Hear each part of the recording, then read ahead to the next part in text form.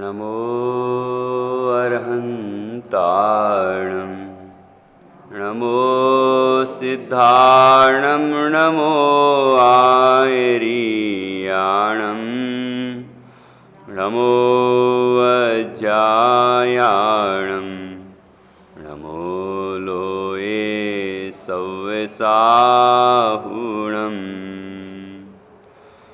अर्हन्त सिद्ध साहु तिर्यं जीर्णधम वयण पडिमाहु जीर्ण निलयाय दिराय नवदेवादिन्तु मे बोहि मंगलं भगवान् वीरो मंगलं गौतमो गणी मंगलं कुंद कुंदाद्यो जैन धर्मोस्तु मंगलम सर्वमंगल मांगल्यम सर्वकल्याणकारकम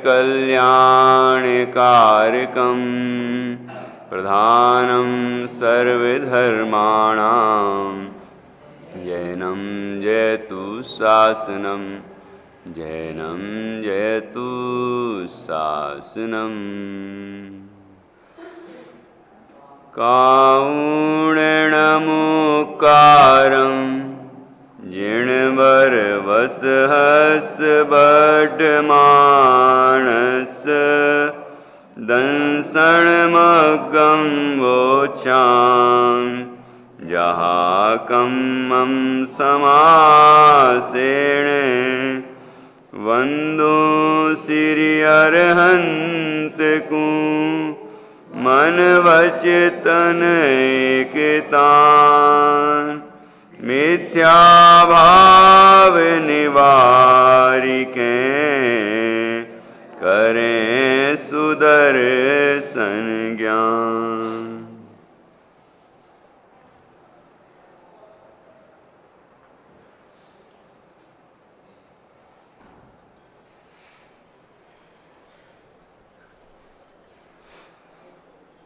आचार्य श्री कुंद कुंद देव द्वारा रचित यह अष्टपाहुड़ परमागम है। इसका पहला दर्शन पाहुड़ है और इसकी 24वीं गाथा है।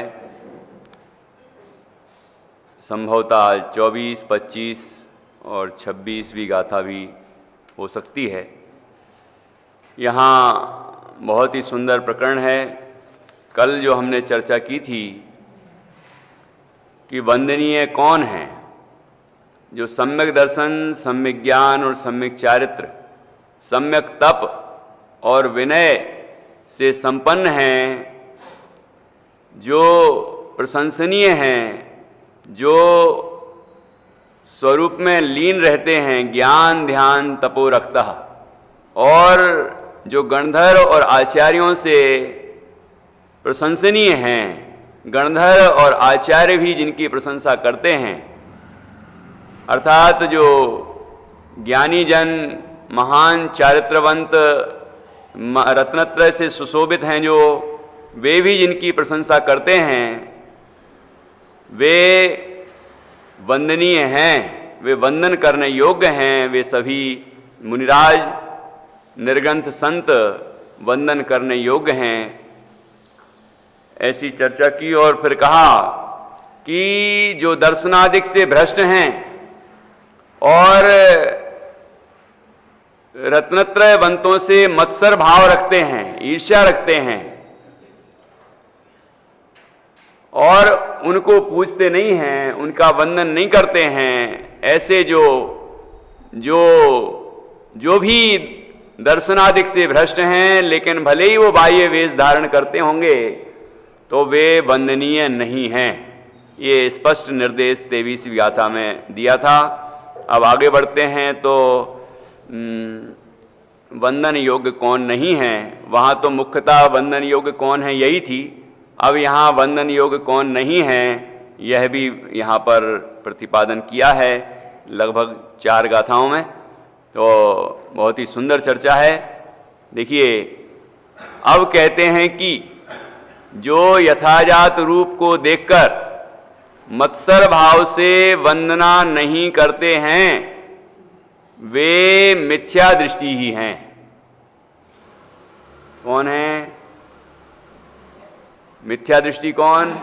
कि जो यथाजात रूप को देखकर, यथाजात रूप जैसे जन्म लिया वैसा, और अभी चर्चा आएगी आगे, यथाजात रूप का बहिरंग और अंतरंग दोनों तरफ से अर्थ किया है। अंतरंग से भी यथाजात रूप और बहिरंग से भी यथाजात रूप। बहिरंग से तो यथाजात रूप होना ही चाहिए, अंतरंग से भी यथाजात। अब वो कैसा होता है वो चर्चा आगे आएगी। तो जो यथाजात रूप को देखकर मत्सर भाव से वंदना नहीं करते, अहंकार से वंदना नहीं करते, ईर्ष्या से वंदना नहीं करते, मतलब उन अपने आप को ज्यादा महान मानते हैं, वो जो वंदनीय हैं उनको वंदन नहीं करते हैं, उनसे ईर्ष्या रखते हैं, तो वे वंदन करने योग्य नहीं हैं। वे कैसे हैं? कि वे मिथ्या दृष्टि ही हैं। गाथा पढ़ते हैं 24वीं। सहजोपन्नम रूपम दट्ठम जो मर्णयेण माचर्यो सो संयम परिवर्णो मिच्छाइठी हवै येसो सहज जिन वर लिंग लख नान में मत्सर भाव से बस प्रगट मिथ्या दृष्टि है संयम विरोधी जीव वे। संयम विरोधी हैं वो। संयमी को देख के संयम की भावना नहीं आती, बल्कि उनका विरोध करते हैं, उनसे मत्सर भाव रखते हैं, ईर्ष्या रखते हैं और उनको वंदन नहीं करते हैं। वे मिथ्या दृष्टि हैं। देखो, सहजोपन्नम रूपम, सहज उत्पन्न हुआ है रूप। जो सहज उत्पन्न की यथाजात जो कहा था ना, वही है कि जो जैसा उत्पन्न हुआ था, जन्म लिया था, जैसा रूप था वैसा ही। ठीक है। सहजोपन्नम रूपम दट्ठम, मतलब उनको देखकर, यथाजात रूप देखकर, निर्ग्रंथ दशा देखकर, जो मर्णयेण, जो उनको मानता नहीं है। क्यों नहीं मानता? मत्सर्यो, मत्सर्यो अर्थात मत्सर भाव से, ईर्ष्या के परिणाम के कारण वह उनको मानता नहीं, उनको पूछता नहीं, उनकी वंदना नहीं करता। सो संयम परिवर्णो, वह संयम से, वह संयम प्रतिपन्न, संयम प्रतिपन्न है। मिच्छा इट्ठी हवई ऐसो, कि ये मिथ्या दृष्टि हैं। कि संयम, अब यहां पर आएगा अर्थ, जो सहजोत्पन्न यथाजात रूप को देखकर नहीं मानते हैं, उनका विनय सत्कार प्रीति नहीं करते हैं और मत्सर भाव रखते हैं, करते हैं, वे संयम प्रतिपन्न हैं। दीक्षा ग्रहण की है फिर भी प्रत्यक्ष मिथ्या दृष्टि है। संयम प्रतिपन्न है अर्थात संयम से, संयम के विरोधी हैं। जो ऊपर आया था ना संयम विरोधी, तो संयम के विरोधी हैं। संयम को हितरूप नहीं मानते, संयम को खुद तो धारण किया नहीं है और दूसरे संयमी को देख के भी वंदना नहीं करता, उसको, उसकी प्रशंसा नहीं करता है। या संयम से जो भ्रष्ट हैं, ठीक है ना, वे संयम प्रतिपन्न हैं। उनने दीक्षा तो ग्रहण की है, दीक्षा तो ग्रहण की है, फिर भी प्रत्यक्ष मिथ्या दृष्टि हैं। अब देखिए इसका भावार्थ, जो यथाजात रूप को देखकर मत्सर भाव से उसका विनय नहीं करते हैं, तो ज्ञात होता है कि इनके स्वरूप की श्रद्धा रुचि नहीं है। ऐसी श्रद्धा रुचि बिना तो मिथ्या दृष्टि होते हैं। यहां आशय ऐसा है कि जो श्वेतांबर आदि हुए वे दिगंबर रूप के प्रति मत्सर भाव रखते हैं और उसका विनय नहीं करते हैं, उनका निषेध है। क्या कह रहे हैं? जो यथाजात रूप को देखकर नग्न दिगंबर मुद्रा देखी, निर्ग्रंथ दशा देखी, अब उसके प्रति विनय का भाव नहीं आता, ऐसा भाव नहीं आता कि ऐसा संयम मैं भी धारण करूं, और ऐसा ही सोचने लग जाए कोई कि आजकल तो मुनि होते ही नहीं, और इसलिए जो मुनि दिखे उनको मानते ही नहीं। वो कैसा है? जिसको मुनियों को देख के संयम की भावना नहीं आती, बल्कि उनके प्रति ईर्ष्या की भावना आती है, या उनको नमन करने का भाव नहीं आता, या उनके समान संयम धारण करने का भाव नहीं आता, उसको क्या कहें बताओ?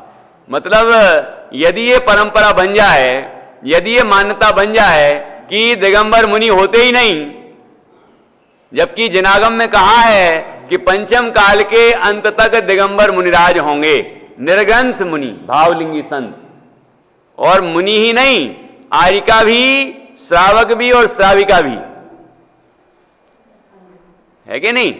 वो सभी होंगे, एलग जी, छुल्लग जी, सभी अपने जिस गुणस्थान के हैं उस गुणस्थान प्रमाण अंतरंग कसाय का अभाव, वीतरागता से संपन्न, और बाहर में ऐसी निर्गंध वैसी वो अवस्था जो उनका रूप है। एलग जी एक लंगोटी रखते हैं, और छुल्लग जी के एक लंगोटी के साथ एक खंड वस्त्र होता है ना, और आरिका माता जी की एक साड़ी होती है अखंड, और बाह्य रूप बिल्कुल जैसा जनागम में कहा वैसा ही, और जैसा आचरण कहा वैसा ही पालन करेंगे आगमानुसारी, और अंतरंग में भी उतनी ही कसाय का अभाव होगा जो उनकी भूमिका में कहीं है। ऐसी अंतर्बाह्य अवस्था होगी, मतलब भावलिंग सहित द्रव्यलिंग कहते हैं इसको। भावलिंग क्या है? मुनिराज की दृष्टि से बात करें तो 2 कसाय चौकड़ी का अभाव, 3 कसाय चौकड़ी का अभाव वो भावलिंग है। 3 कसाय चौकड़ी के अभाव रूप वीतरागता हो वो भावलिंग, और द्रव्यलिंग जो निर्ग्रंथ दशा हो, 28 मुनियों का नरतिचार पालन हो, वो द्रव्यलिंग। और जो 5वें गुणस्थान वाले हैं उनके 2 कसाय चौकड़ी का अभाव होगा, वही उनका भावलिंग है। ठीक है ना? तो इस तरह से समझना चाहिए। तो ऐसे कब तक होंगे? पंचम काल के अंत तक। तो आप बताओ, और इसी भरत क्षेत्र की बात है, कहीं और की बात नहीं है, वो तो यहीं की बात है।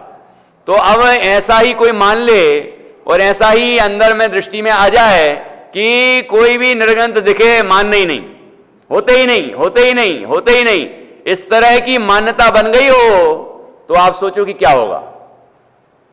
तो उसे सम्यक दर्शन की संभावना भी है क्या? यदि इस तरह की प्रवृत्ति या इस तरह की मान्यता, इस तरह की सोच हमारी कोई की बन गई हो, तो उस विचार को निकाल देना चाहिए। निर्ग्रंथ रूप को देखकर यदि यही सोचे कि ये हो ही नहीं सकते, इनके तो अंदर में भावलिंग होगा ही नहीं, ये तो सम्यक दृष्टि होंगे ही नहीं, ऐसा ही जिसका विचार है उसे विचार करना चाहिए कि वो सम्यक दृष्टि होने लायक भी नहीं है, सम्यक दर्शन के योग्य भी नहीं है। ऐसा बिल्कुल नहीं सोचना चाहिए। ये बात आगे भी कहेंगे, इसका पूरा समाधान आगे भी है कि फिर क्या करें यदि कोई ऐसा दिखता है और अंतरंग में वैसा नहीं है, नहीं है वो भी दिखता है, जो नहीं दिखता है नहीं है, अंतरंग में ऐसा नहीं है, तो क्या करें? तो वो भी समाधान है कि नहीं? लेकिन रूप को देख के ही ये सोचे कि नहीं, होते ही नहीं, बंधन करना ही नहीं, पूजना ही नहीं, ऐसा जिसके अंदर भाव बन गया है, आग्रह बन गया है, उसका क्या है? उसका क्या होगा? ठीक है ना? ये थोड़ा धैर्य से सुनना, और बहुत जोरदार विषय है यहां पर सबके लिए, है कि नहीं? मतलब बैलेंस तो बनना चाहिए। यदि बैलेंस विहीन हुए तो गाड़ी का एक्सीडेंट हो जाएगा, है कि नहीं? मोक्ष मार्ग नहीं बन पाएगा, और हम सोचते रहेंगे हम तो बहुत महान हैं, और पता चला कि बहुत गड़बड़ हो रहे हैं, है ना? मतलब एक पक्ष बन जाए कि नहीं, हम तो उनको मानते ही नहीं, तो ऐसा जिसके पक्ष बन जाएगा उसको तो फिर कभी निर्ग्रंथ मुनि मिलेंगे नहीं, और उसने निर्ग्रंथ मुनि को समझा ही नहीं। क्योंकि अभी पूछ लो, अभी जैसे उस दिन पूछा ये लग जी, क्षुल्लक जी, आरिका जी, अभी पूछ लूं कि इनके नियम क्या होते हैं, इनके कौन कौन से व्रत होते हैं, क्या क्या बाह्य रूप किस तरह होता है, क्या किस तरह आहार लेते हैं, तो बहुत सारे लोगों को नहीं आएगा। तो इसका अध्ययन तो करना चाहिए, जानना तो चाहिए, तभी तो हमने निर्णय किया कि इनमें क्या भूल है, तभी तो हमने निर्णय किया। पता ही नहीं है, खुद को ही पता नहीं है और कहते नहीं हम तो मानते ही नहीं, हम तो मानते ही नहीं। ऐसा जो सोचता है वो कौन है? देखो क्या है, क्या लिखा है यहां, मिथ्या दृष्टि है। ये विचार करना चाहिए अच्छे से। देखो जो यथाजात रूप को देखकर, यहां मुख्यता तो उस जमाने की है, अभी से 2000 साल पहले है ना, उस जमाने की है जब श्वेतांबर मत की उत्पत्ति हुई।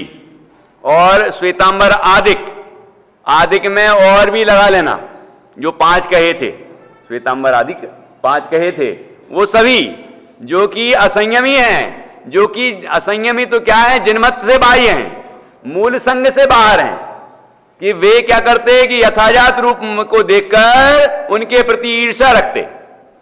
ये इनको नहीं मानना, इनको नहीं पूजना, ठीक है ना, और उनमें भी दोष लगाते तरह तरह से। ये सारी बातें जो आ चुकी हैं, तो इस तरह की जो प्रवृत्ति है जिनकी, वे मिथ्या दृष्टि हैं, खुद तो मूल संग से बाह्य हैं, ठीक है ना, और जो मूल संग में है उनकी वंदन विनय नहीं करते, तो उन्हें क्या सम्यक दर्शन होगा, ठीक है ना।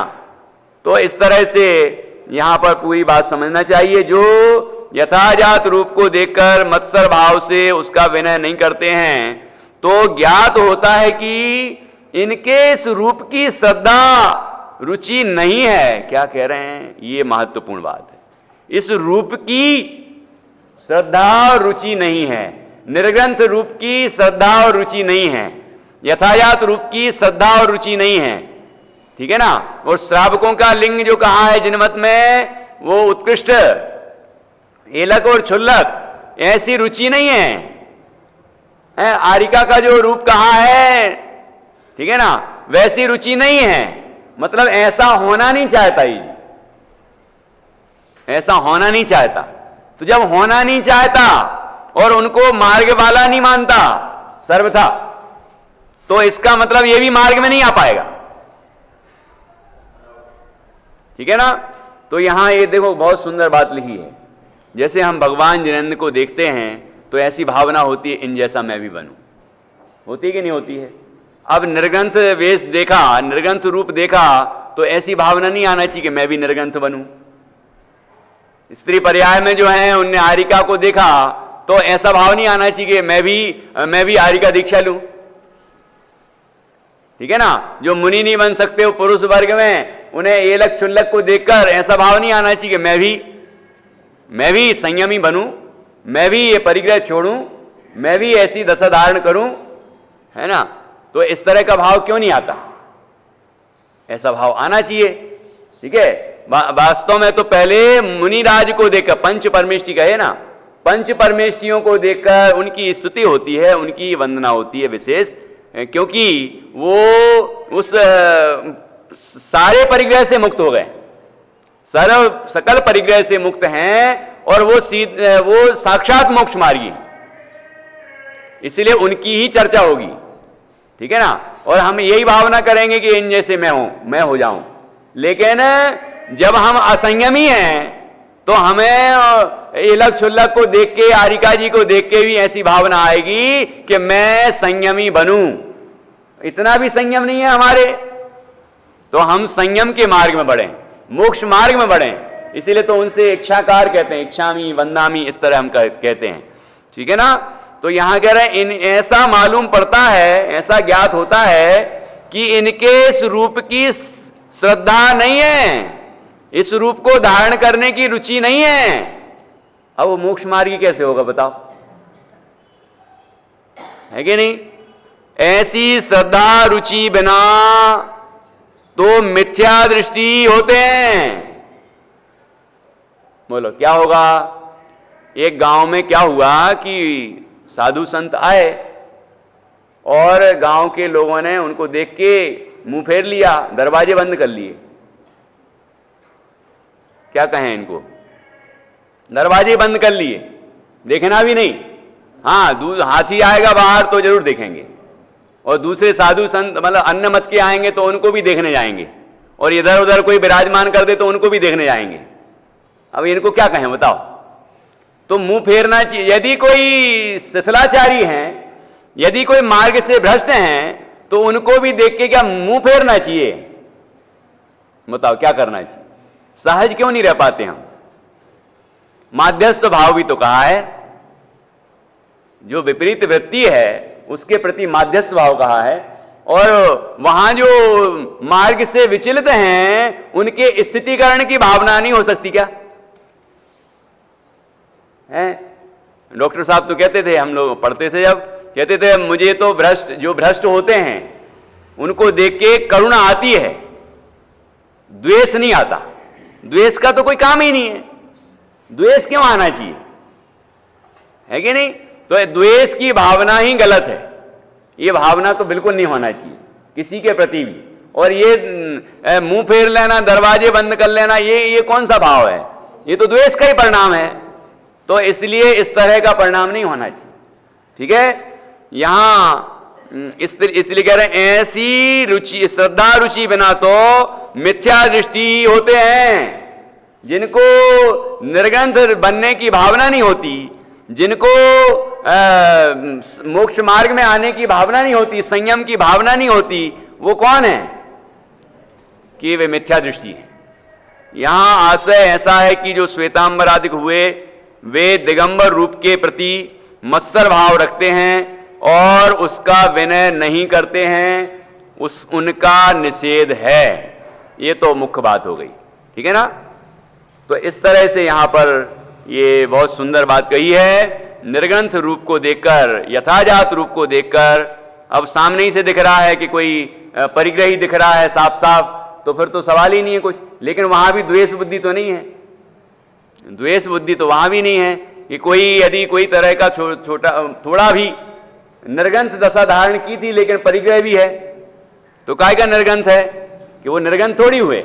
निर्ग्रंथ तो उन्हें कहते हैं जो यथाजात रूप होता है।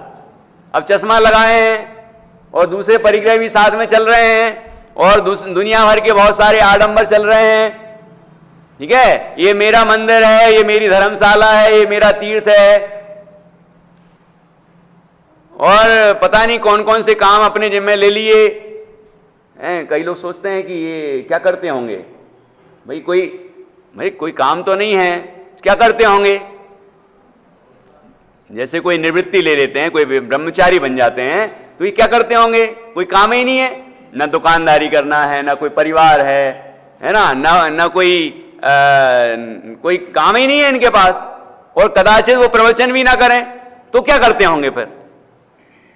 ऐसा लगता है लोगों को, तो कुछ काम दे दो इनको, क्योंकि इस जीव को ऐसा लगता ही नहीं कि ये इसके अलावा असली काम है। ऐसा लगता है कि यही काम है। मतलब एक मोही को ऐसा लगता है कि यही काम है, मोही को लगता है, निर्मोही को नहीं। जो सम्यक दृष्टि होगा उसे यह नहीं लगता कि ये काम है, ये कोई काम है। उससे लगता है कि अरे 24 घंटे आत्मा की साधना करते रहो, करते रहो, करते रहो। ठीक है, उसी की निरंतर धुन बनी रहे, उसी में लीन होने का निरंतर पुरुषार्थ बना रहे, तो ये असली काम है। वो जितना जितना जब जब लीन हो जाए उतना आनंद मिलता है, उतना मोक्ष मार्ग में आगे बढ़ता है। ये काम है, इसके लिए दीक्षा ली थी, परम सामायिक की दशा धारण करने की प्रतिज्ञा ली थी, शुद्धोपयोग रूप मुनि धर्म अंगीकार करके वो उसकी प्रतिज्ञा ली थी। केवल व्रतों की प्रतिज्ञा नहीं होती है, धर्म की प्रतिज्ञा होती है, मुनि धर्म की प्रतिज्ञा होती है। तो वो प्रतिज्ञा ली थी, तो वो काम करेंगे, ये दुनिया भरे काम करेंगे। आज तो हम चले ही नहीं, ईर्या समिति तो हुई नहीं, क्या होगा? कि यार चले ही नहीं तो ईर्या समिति क्यों होगी? ईर्या समिति होती है का मतलब यह है कि जब चलेंगे तो ईर्या समिति से चलेंगे, है नहीं तो काय गुप्ती भी तो होती है कि नहीं? 3 गुप्तियां भी तो कहीं हैं, वो चारित्र में लिया है, वो चारित्र में लिया, 13 प्रकार के चारित्र में 3 गुप्ती, तो गुप्ती महत्वपूर्ण है ना, कि कोई उपदेश तो दिया नहीं, कि जरूरत क्या है कि उपदेश नहीं दिया लेकिन स्वरूप की साधना की। ठीक है, मतलब करने योग्य क्या था, जिस कार्य के लिए हमने निर्ग्रंथ दशा धारण की थी वो कार्य ही करने योग्य है। अब वो कार्य करता नहीं, इसके अलावा दूसरे कामों में लग जाता है ना, तो अब भाई गृहस्थ नहीं कर रहे हैं तो हम ही कर लें, ये कार्य सही नहीं है। तो वो सब मार्ग से विचलित हैं, मार्ग से भ्रष्ट हैं। ठीक है ना, वंदने पूजने योग्य नहीं है लेकिन द्वेष करने योग्य भी नहीं है। ठीक है ना,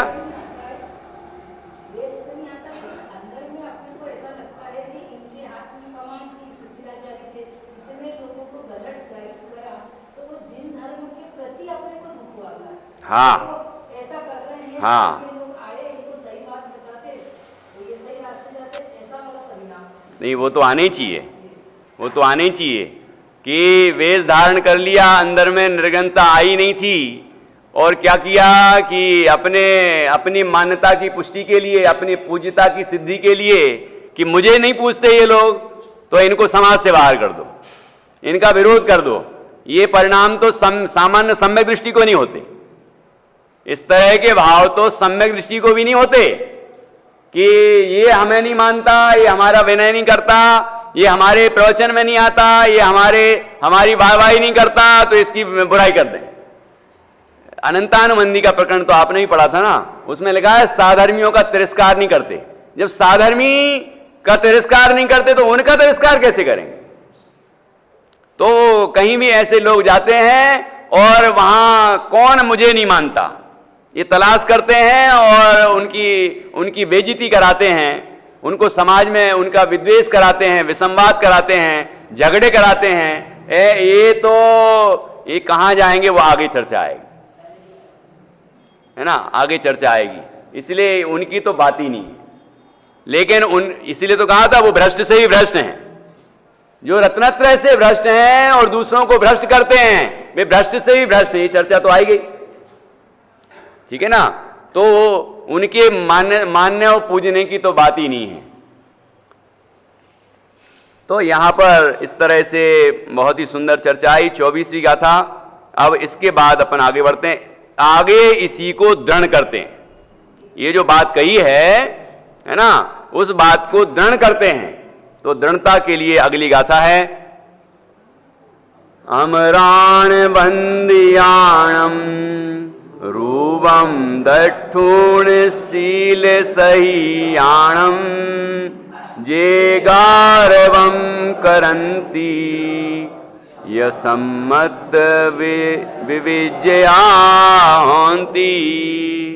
या तक पढ़ना होगा, जे गारवम करंती सम्मत विवज्या होंती अमर वंदित शील मंडित रूप को भी देख कर नान में गारव करें जो सम्यक तो विरहित जीव वे।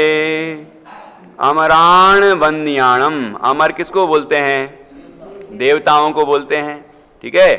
तो चार निकाय के जो देव हैं कि उनके द्वारा जो वंदनीय है, ठीक है ना। अमराण वंदियाणम रूपम, कि वह रूप यथाजात रूप जिसकी चर्चा पिछली गाथा में की कि वो देवों के द्वारा भी वंदनीय है। दठूण शील सहीयाणम, और वो जो हैं वो शील से सहित हैं, चारित्र से उत्तम चारित्र से संपन्न हैं। चारित्र से संपन्न है का अर्थ दर्शन ज्ञान चारित्र से संपन्न है, सम्यक दर्शन सम्यक ज्ञान सहित सम्यक चारित्र से संपन्न है, और चारित्र की शुद्धि है विशेष, ठीक है। उनको दट्ठू, उनको देखकर, ऐसे यथाजात रूप को देखकर, रत्नत्रयवंत को देखकर, जे गारवम करंती, कि जो गारव करते हैं, गारव करते हैं अर्थात अहंकार करते हैं, अहंकार से मत्सर भाव करते हैं, ईर्ष्या भाव करते हैं, उनके प्रति वंदना का भाव नहीं करते हैं, सम्मत विवर्ज्या होंती, वे सम्यक्त से विवर्जित हैं, वे सम्यक्त से रहित हैं। ठीक है। अर्थ, देवों से वंदने योग्य शील सहित जिनेश्वर देव के यथाजात रूप को देखकर जो गौरव करते हैं, गौरव ऊपर आया गारव, और यहां संस्कृत में गौरव, नीचे अनुवाद में गारव, तो यहां गौरव का मतलब अहंकार है। वो गौरव, मुझे गौरव है अपने मतलब अच्छे कार्यों में, वो अर्थ नहीं, यहां गौरव का अर्थ अभिमान है। ठीक है। तो जे गारवम करंतीय, कि जो गारव करते हैं, अहंकार करते हैं, सम्मत विवर्ज्या होंती। ठीक है, वो सम्यक्त से विरहित हैं, अर्थ पढ़ रहे थे। देवों से वंदने योग्य शील सहित जिनेश्वर देव के यथाजात रूप को देखकर, तो ये क्या कह रहे हैं? जिनेश्वर देव के यथाजात रूप को देखकर, मतलब जिनेश्वर देव की ही बात है, जिनेन्द्र भगवान की बात है कि जिनेश्वर देव का रूप किसने धारण किया? मुनिराज ने, नृग्रंथ मुनियों ने। ठीक है। तो उसको देखकर जो गौरव करते हैं, मतलब अहंकार करते हैं, और विनयादिक नहीं करते हैं, उनकी विनय नहीं करते हैं, उनकी वंदन नहीं करते, उनके आहार आदि की व्यवस्था नहीं करते, या उनको ऐसा परिणाम नहीं आता है, उनके प्रति वैयावृत्ति का परिणाम नहीं आता है। विनयादिक, आदिक में सब लगा लेना। ठीक है। जो श्रावक के कर्तव्य हैं मुनिराजों के प्रति, कि वो नहीं करते हैं, वे सम्यक्त से रहित हैं। ठीक है। भावार्थ, जिस यथाजात रूप को देखकर अणिमादिक रिद्धियों के धारक देव भी चरणों में गिरते हैं, उसको देखकर मत्सर भाव से नमस्कार नहीं करते हैं, उनके सम्यक्त तो कैसा? वे सम्यक्त से रहित ही हैं। अभी पहले आया था कि गणधर और आचार्य भी जिनकी प्रशंसा करते हैं, गणधर और आचार्य भी जिनकी प्रशंसा करते हैं, जिस रूप की प्रशंसा करते हैं, जिन मुनिराजों की प्रशंसा करते हैं, जिस निर्ग्रंथ दशा की प्रशंसा करते हैं, वह निर्ग्रंथ दशा जिनने धारण की है, वह उनके वंदने का परिणाम नहीं आता है, तो वे मिथ्या दृष्टि हैं। तो यहां पर और अब कहा कि देवता जिनको वंदन करते हैं, और वो भी कैसे, तो सभी देव अणिमादिक रिद्धियों के धारक होते ही हैं। तो यहां विश्लेषण किया, अणिमादिक रिद्धियों के धारक देव भी चरणों में गिरते हैं। कैसे गिरते होंगे? चरणों में गिरते हैं तो कैसे गिरते होंगे? अब कैसे भी गिर सकते हैं, कोई तो बिल्कुल साष्टांग गिर जाते हैं, मतलब प्रणाम करते हैं। ऐसा आया है कि श्रेणिक राजा जब कोई निर्ग्रंथ मुनिराज को देखते थे तो साष्टांग प्रणाम करते थे, पूरे लेट के। ठीक है ना, जैसे प्रणाम करते हैं साष्टांग। और भगवान जिनेन्द्र के दर्शन करने जाते थे, दिव्य ध्वनि सुनने जाते थे, साष्टांग। तो अब वहां तो समोषण की बात है, यहां तो मुनिराज को वंदन कर रहे हैं, और जहां वंदन किया तो वो धूल डली होगी कि नहीं, मिट्टी धूल होगी तो उनके शरीर पे लग जाएगी। तो अब कोई कहे अरे देखो तुमने वंदन किया तो तुम्हारा शरीर गंदा हो गया, गंदा हो गया। कहते हैं ये रत्न है, रत्न, ये धूल के कण नहीं है, ये हमारा श्रृंगार है। मतलब ऐसी भावना नहीं है अरे यार मेरा शरीर, मेरे कपड़े गंदे हो गए, मेरे हार गंदे हो गए, अरे ये तो सब उतारने योग्य हैं, ये तो छोड़ने योग्य हैं, ये परिग्रह है। धूल से धूल मिल गई तो उसमें क्या हो गया? एक प्रसंग है ना, धूल पर धूल डाल रहे हो, है ना। राजा आगे आगे जा रहे थे, रानी पीछे पीछे जा रही थी, और क्या हुआ कि राजा ने देखा कि हार पड़ा है, तो उनने उस पे मिट्टी ढक दी। क्या सोचा उनने कि अभी इनका परिणाम खराब हो जाएगा, ये देखेंगी कि कितना सुंदर हार है, तो इनको ऐसा लगेगा उठा लें, तो चोरी करें, मतलब चोरी का दोष लगेगा, तो अपन उसको धूल ढक देते। तो उनने हार तो नहीं देखा था, लेकिन ढक रही थी, ढकते हुए देखा, है ना, थोड़ा बहुत देख भी लिया हो, जो भी हो, उनको समझ में आ गया था कि क्या है। तो कि क्या कर रहे हो, किस धूल पर धूल डाल रहे हो, हैं? मतलब उनको क्या परिणाम आया, अरे मैं तो सोच रहा था ये हार को देख के विचलित हो जाएगी, और ये तो कह रही है धूल है वो, धूल के ऊपर धूल डाल रहे हो, मिट्टी तो है वो, क्या है वो, है ना। लेकिन जीव को लगता है ये हार है, ये सोना है, ये चांदी है, इसकी ज्यादा कीमत है, इसकी कम कीमत है, ऐसा जीव सोचता है। सब पुद्गल है ना। ये आ तो धूल छे, हाँ नहीं, गुरुदेव कहते थे आ तो धूल छे, धूल का अहंकार करता है कि ये धूल मेरे पास इतनी ज्यादा है, जितनी ज्यादा धूल है उतना ज्यादा अहंकार करता है। लेकिन ये क्या काम का है, वो धूल ही है, वो यहीं पड़ी रह जाएगी। तो सैनिक राजा इस तरह विनय करते थे, ठीक है ना। ऐसे सैनिक राजा ही नहीं करते थे, अनेक अनेक गृहस्थ करते थे, ठीक है ना। तो ऐसे यहां कह रहे हैं कि ऐसा जो यथाजात रूप है उसको देखकर देव, अणिमादिक रिद्धियों के धारक देव भी चरणों में गिरते हैं, ठीक है ना। उसको देखकर मत्सर भाव से नमस्कार नहीं करते हैं। अब यहां पर एक बात और समझना कि यहां निर्ग्रंथ रूप की ही बात की है, यह प्रशंसा नहीं की कि देव वंदना करते हैं इसीलिए प्रणाम करें, नहीं तो मिथ्या दृष्टि देव भी होते हैं और वे मिथ्या दृष्टियों को प्रणाम करते हैं। ये तो आपने सुना भी होगा, पढ़ा भी होगा, देखा होगा, है ना। अन्य मतों के मंदिरों में भी देवता लोग चमत्कार करने आ जाते हैं, तो मिथ्या दृष्टि देव होते हैं, वहां भी वो चमत्कार करते हैं। तो इससे चमत्कार को नमस्कार नहीं करना है। यहां तो ये बात कर रहे हैं मूल तो क्या रूप होना चाहिए, जो पहले से चर्चा चली आ रही है ना, कि उनकी बात कर रहे हैं, जो प्रसंग चल रहा है वही बात करना। नहीं तो अन्नमति साधु संतों को भी सिद्ध हो जाते हैं, वो सिद्धियां कर लेते हैं। एक प्रसंग पढ़ा मैंने, दक्षिण भारत में जैन धर्म, ये किताब लिखी है पंडित कैलाश चंद जी सिद्धांताचार्य हुए ना, उन्होंने एक पुस्तक लिखी। तो उसमें दक्षिण भारत में जैन धर्म किस तरह था और अभी क्या स्थिति है उसका वर्णन उन्होंने किया। तो वहां पर एक प्रसंग आया कि अन्नमति उस गांव में आए, अन्नमति साधु उस गांव में आए और कहने लगे कि मैं यदि अपनी गर्दन को काट के वापस लगा लूं तो क्या तुम अपना जैन धर्म छोड़ दोगे और हमें मानने लगोगे। तो कुछ लोगों ने सोचा कि ये ऐसा थोड़ी होता है, गर्दन कट जाएगी फिर कोई वापस लगा सकता है क्या, वो तो मर ही जाएगा। तो उनने कहा यदि नहीं कर पाए ऐसा तो फिर तुम सबको, इनको भी, जो मर जाएगा वो तो मर ही जाएगा, लेकिन जितने लोग उसको मानने वाले हैं उन सबको जैन धर्म मानना पड़ेगा। तो कह हाँ बिल्कुल मानेंगे, हम बिल्कुल मानेंगे। तो वो लोग खुश हो गए, यहां तक चलो काट के दिखाओ। उसने अपनी विद्या के बल से, जो भी विद्या सिद्ध हो गई होगी, उसने क्या किया, अपनी गर्दन काट दी और वापस जोड़ दी। तो मतलब दिखेगा तो ऐसा ही, वो मूल नहीं उच्छेद हुआ है, लेकिन दुनिया को तो यही दिखा, विद्या का बल है, विद्या के बल से क्या नहीं होता है। जिस तरह की विद्याएं होती हैं उस तरह की विद्याओं के बल से रूप परिवर्तन हो जाता है। गर्दन निकाल के यहां रख दी तो वो आपको दिख रहा है, हुआ थोड़ी है वो, लेकिन क्या हुआ फिर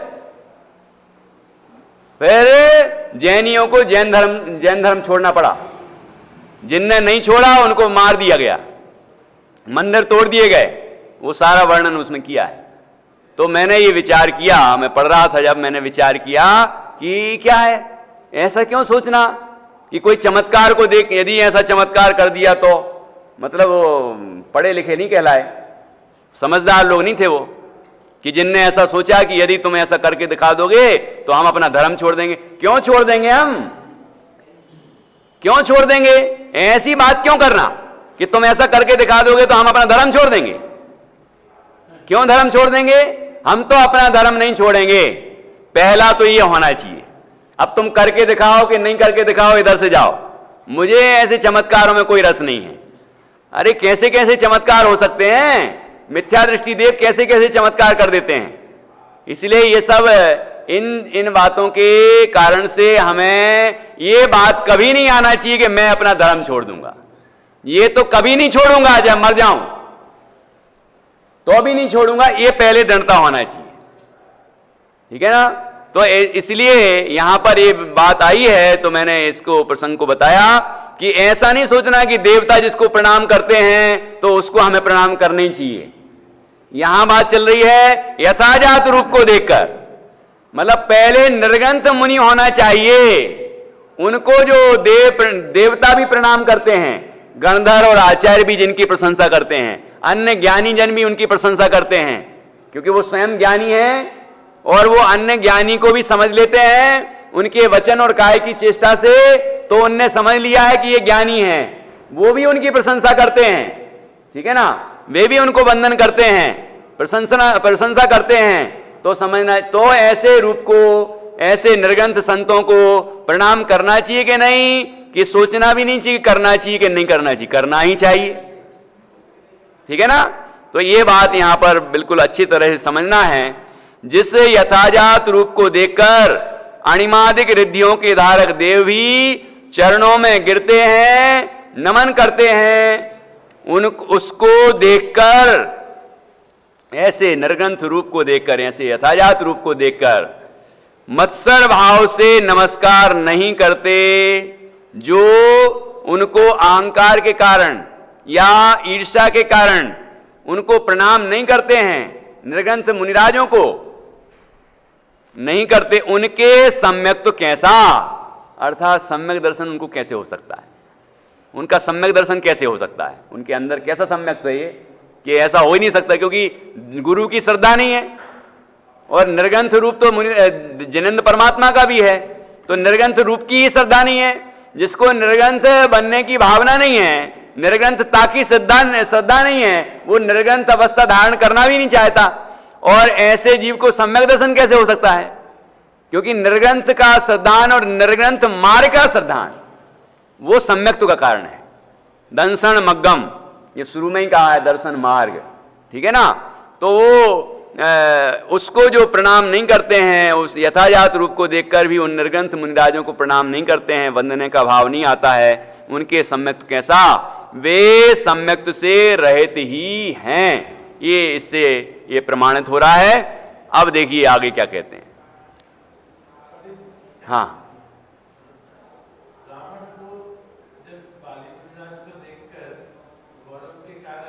बहुत बढ़िया, हाँ बिल्कुल बिल्कुल बिल्कुल।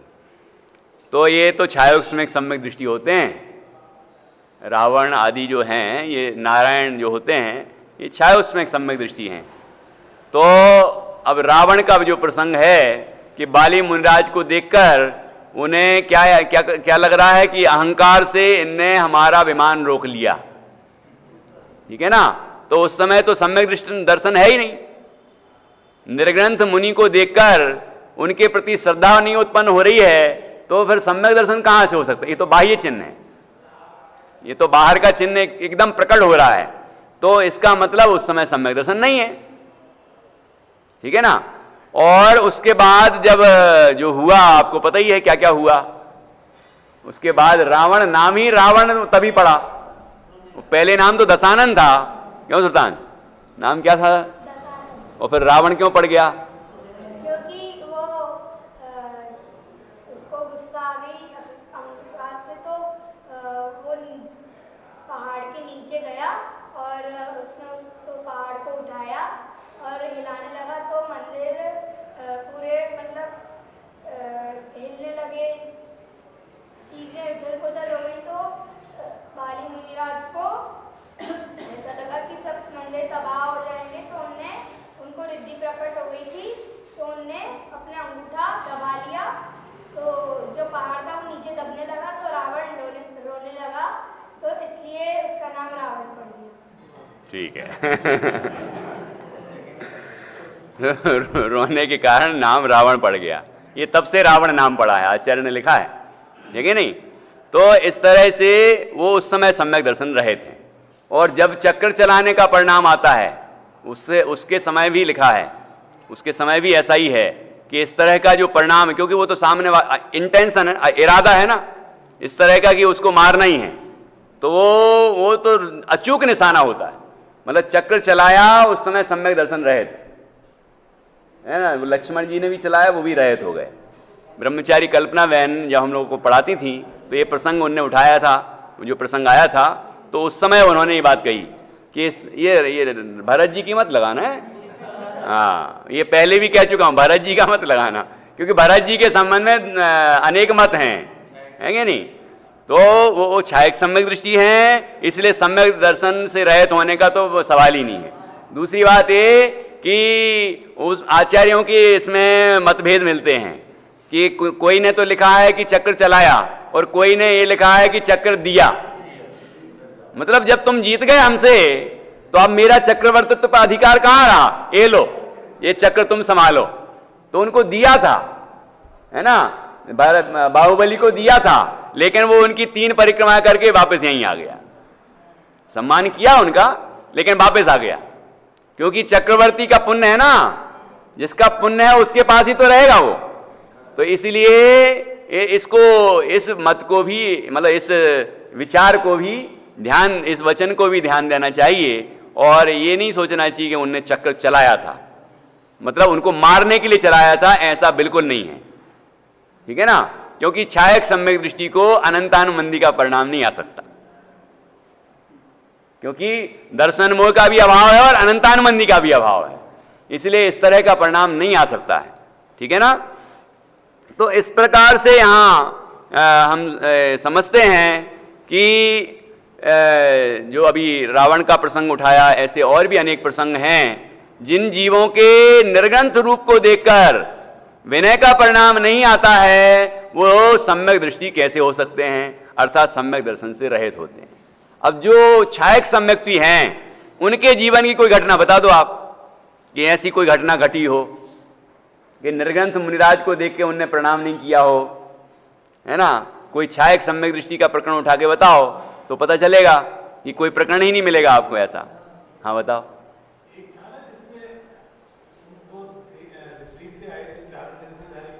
हाँ, अरहत दास राजा का प्रसंग है, लेकिन वो छायक सम्यक दृष्टि थे, ये तो नहीं लिखा ना आचार्य ने। सम्यक दृष्टि थे, सम्यक दृष्टि के रूप में ही लिखा है, लेकिन अब वो प्रसंग क्या है कि वो मुनिराज चारण रिद्धिधारी थे और चातुर्मास के काल में वो अचानक आ गए। अब इनने देखा कि ये इन मुनिराज को तो मैंने चातुर्मास में कहीं देखा ही नहीं है, मतलब ये कोई, उनने ये नहीं देखा था उतरते हुए आसमान से, मगर रिद्धिधारी थे ये नहीं जाना था, वो तो चलते हुए आए थे नगर में। जो चलते हुए आए तो उनने ये समझा कि ये दूसरे नगर से कोई भ्रमण करते हुए, विहार करते हुए आए हैं, जो कि आगम के विरुद्ध है, इसलिए मैं इनको आहार नहीं दे सकता। उन्हें आहार नहीं दिया। वो तो सम्यक दृष्टि का प्रमाण हो रहा है, सम्यक दृष्टि ही प्रमाणित हो रहा है, क्योंकि वो अवधि ज्ञानी थोड़ी थे कि अपने अवधि ज्ञान से जान लेते नहीं नहीं ये तो रिद्धिधारी हैं, ये तो अभी आसमान से उतर के आए। उनने तो चर्या देखी कि जो निर्ग्रंथ मुनिराज होते हैं वो उनके क्या नियम है। चातुर्मास के समय में वो एक नगर से दूसरे नगर में विहार नहीं करते हैं, तो ये विहार करके आए होंगे, क्योंकि अभी तो ये चातुर्मास में दिखे ही नहीं कभी। और जितने मुनिराज चातुर्मास में आसपास ठहरते हैं और आहार आदि के निकलते हैं, है ना, तो वो सब पहचान में आ जाते हैं। और इसके अलावा बाहर भी ठहर रहे हैं तो वहां ये लोग बंधन करने जाते हैं, तो वहां भी पहचान हो जाती है, मतलब देख लेते हैं कि कौन से मुनिराज हैं। तो इस तरह से वो अपरिचित दिखे तो उनने समझ लिया कि ये चातुर्मास में कहीं से भ्रमण करते हुए यहाँ आए, मतलब ये संयम से शिथिल हैं, आचरण से भ्रष्ट हैं, इसलिए मैं इनको आहार नहीं दूंगा। और फिर क्या हुआ कि उनकी जो बहू थी उनने ऐसा नहीं सोचा, उनने ऐसा नहीं सोचा, उनने तो निर्ग्रंथ मुनिराज को देखा और पड़गाहन किया, और पड़गाहन किया, उनके यहाँ आहार हुआ, निरंतर आहार संपन्न हुआ और पंचाश्चर्य प्रकट हुए। अब पंचाश्चर्य प्रकट हुए तो अरहत दास, अरे भैया ये हमसे कौन सी गलती हो गई, ऐसा लिखा है, अरे मैं महामिथ्या दृष्टि हूं कि मैं दिगंबर मुनिराज को नहीं पहचान पाया, मैं निर्ग्रंथ संत को नहीं पहचान पाया, अरे मैं मिथ्या दृष्टि हूं, ऐसा लिखा है पद्म पुराण में, ये प्रसंग है ना। अपने आप को महामिथ्या दृष्टि कह रहे। अब महामिथ्या दृष्टि थे क्या वो? उनने अपने आप को मिथ्या दृष्टि कहा तो मिथ्या दृष्टि थे क्या वो? अरे मैं पहचान नहीं पाया, इसका दुख है उनको, है ना। ऐसी ये सम्यक दृष्टि को ही ऐसा विचार आता है? मतलब ये इस तरह का परिणाम आया। तो क्योंकि वैसे तो अपन ने पढ़ लिया है ना प्रकरण कि सम्यक दर्शन तो केवल ज्ञान गम्य है, तो ऐसा विचार, अरे मेरे सम्यक दर्शन छूट गया था क्या उस समय? कहने का तात्पर्य, अरे मैं तो मिथ्या दृष्टि हूं कि मैं निर्ग्रंथ मुनिराज को नहीं पहचान पाया, और ये नहीं जान पाया कि रिद्धिधारी भी तो हो सकते हैं, और रिद्धिधारी मुनिराज हो सकते हैं, और कहीं बाहर से मतलब आसमान से आकाश से विहार करते हुए भी तो आ सकते हैं। ऐसा मैं नहीं सोच पाया। ऐसा सोच के वो तुरंत दौड़ते हुए पहुंचे मुनिराज के पीछे पीछे, खूब क्षमा याचना की, वंदना की, सब किया उन्होंने। ये प्रसंग वहां आया है। तो इस तरह ये तो उनके सम्यक दर्शन का ही प्रमाण है। सेठ अरहत दास के, ये सेठ थे कि राजा थे? अरहत दास थे, अरहत दास नाम है, राजा ही थे मेरे ख्याल से। तो सेठ थे, अरहत दास थे, हाँ जो भी हैं, मतलब सेठ थे या राजा थे। तो ये प्रसंग पद्म पुराण में मूल में भी है। तो इस तरह से कहने का तात्पर्य, अभी शंका हुई है, तो शंका हुई तो यहां आया था कि जिनके प्रति शंका है तो वंदना करने का क्या प्रश्न है? तो इसलिए ये भी ध्यान रखना चाहिए कि हमें पहले तो उस रूप का निर्णय होना चाहिए, उस दशा का निर्णय होना चाहिए।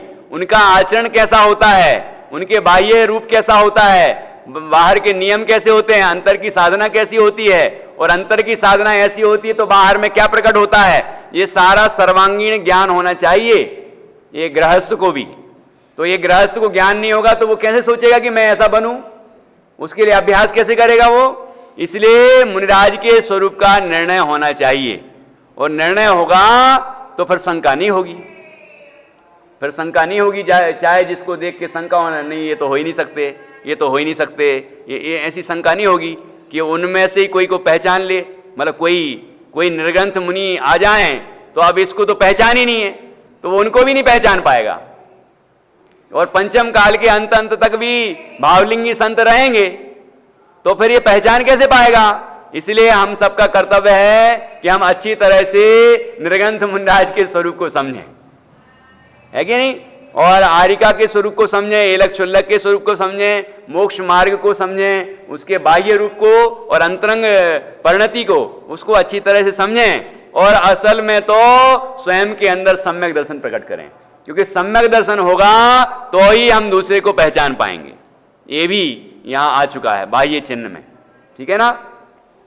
तो इस तरह आज तो समय हो गया। तो यहां हमने ये आज 24वीं और 25वीं ये दो गाथाओं पर चर्चा की।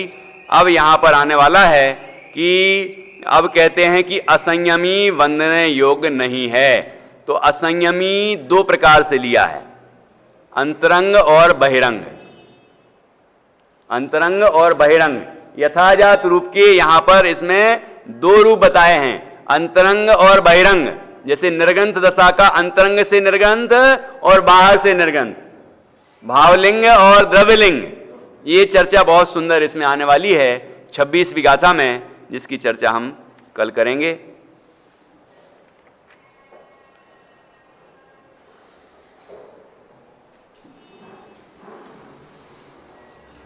नित्य नित्य